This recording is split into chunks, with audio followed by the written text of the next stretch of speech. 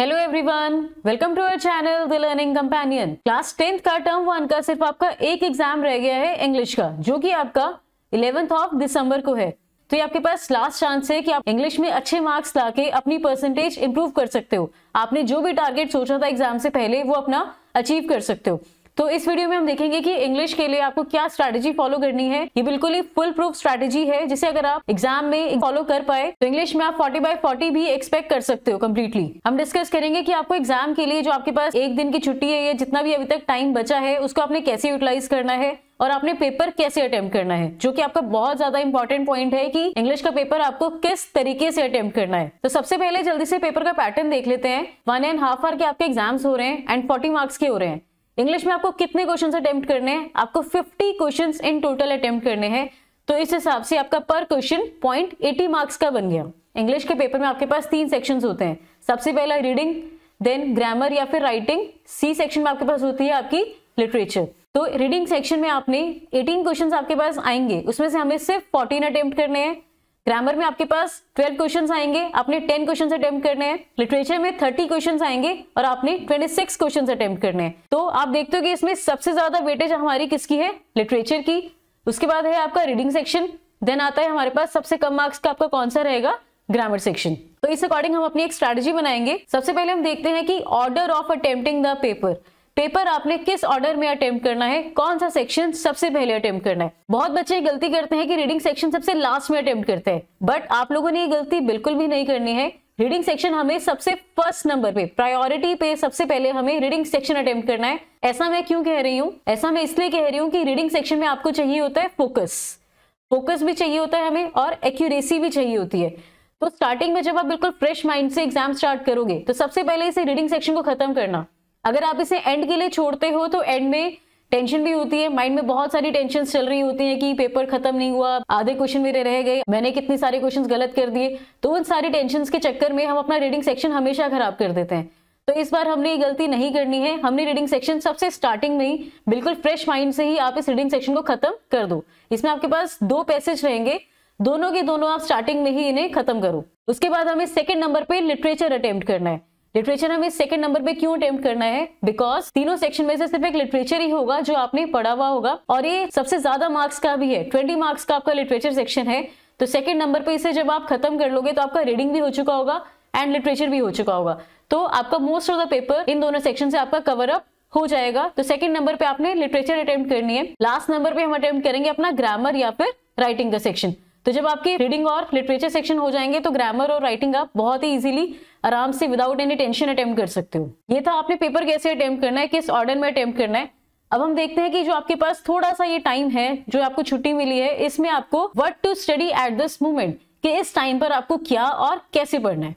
तो सबसे मेन है आपके पास लिटरेचर। सबसे पहले आपको अपनी लिटरेचर खत्म करनी है और लिटरेचर आपने किस तरीके से पढ़नी है? आपने जितने भी आपके चैप्टर्स आ रहे हैं, पोएम्स आ रही हैं, उन सबको एनसीईआरटी में से आपने वर्ड टू वर्ड रीड करना है। एनसीईआरटी के सारे चैप्टर्स जितने भी आपके एग्जाम में आ रहे हैं आपने वर्ड टू वर्ड रीड करना है। समरी नहीं रीड करनी, हमें एनसीईआरटी की बुक रीड करनी है।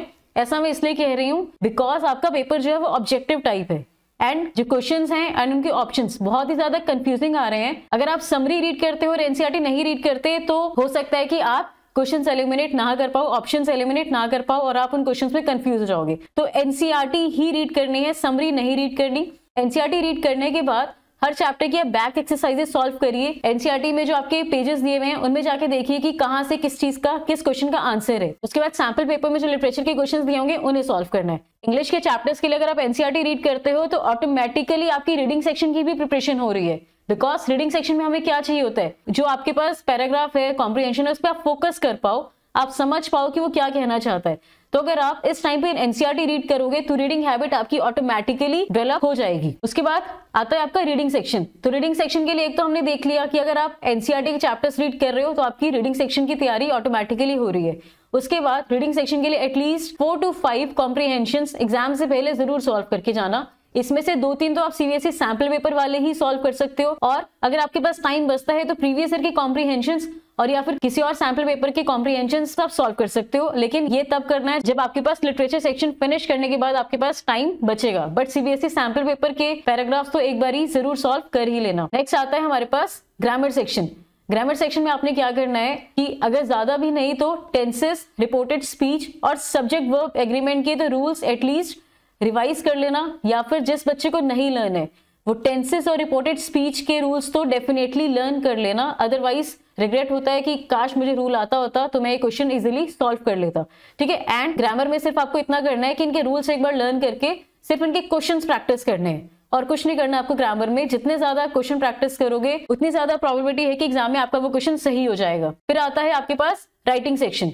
राइटिंग सेक्शन में आपके पास ये 3 तरह की लेटर्स आ रही हैं, तो आई विल रिकमेंड कि इनका जो फॉर्मेट है वो एक बार देख के जाना। आपको राइटिंग सेक्शन में प्रैक्टिस करने की जरूरत तो है ही नहीं बिकॉज ऑब्जेक्टिव टाइप पेपर है, लेकिन इनका फॉर्मेट जरूर लर्न कर लेना और किसी भी सैंपल पेपर में से या किसी भी आपकी ग्रामर की गाइड में से कुछ सैंपल लेटर्स को एक बार रीड कर लेना ताकि उनका फॉर्मेट आपको पता चल जाए। तो ये था कि आपको लास्ट मोमेंट पे क्या पढ़ना है। तो सबसे ज्यादा इंपॉर्टेंट है हमारी इस टाइम पे लिटरेचर को मत छोड़ना। उसके बाद कुछ जनरल टिप्स जो रहती हैं हर एग्जाम के लिए वो मैं एक बार फिर बताना चाहूंगी। एग्जाम में सबसे ज्यादा इंपॉर्टेंट होता है आपका फोकस एंड आपकी कॉमन सेंस। तो कुछ क्वेश्चंस जो आपको लगता है कि आपने कभी नहीं पढ़े होंगे वो भी कॉमन सेंस लगा के आपके सॉल्व हो रहे होते हैं।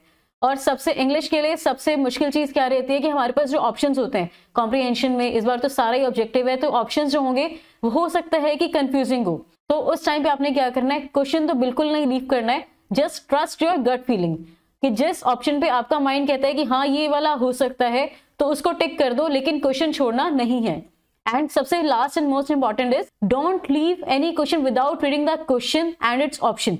कोई भी क्वेश्चन आपने बिना रीड करे, उसके ऑप्शंस बिना रीड करे नहीं छोड़ना है। कभी कभी हमें लगता है कि सिर्फ क्वेश्चन डिफिकल्ट है बट एक्चुअल में उसका आंसर सामने ही होता है, बट हम डर के मारे उसे रीड ही नहीं करते हैं। तो ऐसा तो बिल्कुल भी नहीं करना है। आई नो कि इंग्लिश का एग्जाम आपका बहुत अच्छा होगा, सिर्फ अपने माइंड में से आप लोगों सारे रूमर्स, सारी जितनी भी टेंशन है वो सब निकाल के एग्जाम हॉल में बैठना एंड बिल्कुल कंसंट्रेशन के साथ, फोकस के साथ सब कुछ रीड करना एंड क्वेश्चन अटेम्प्ट करना। तो guys all the very best for your exam.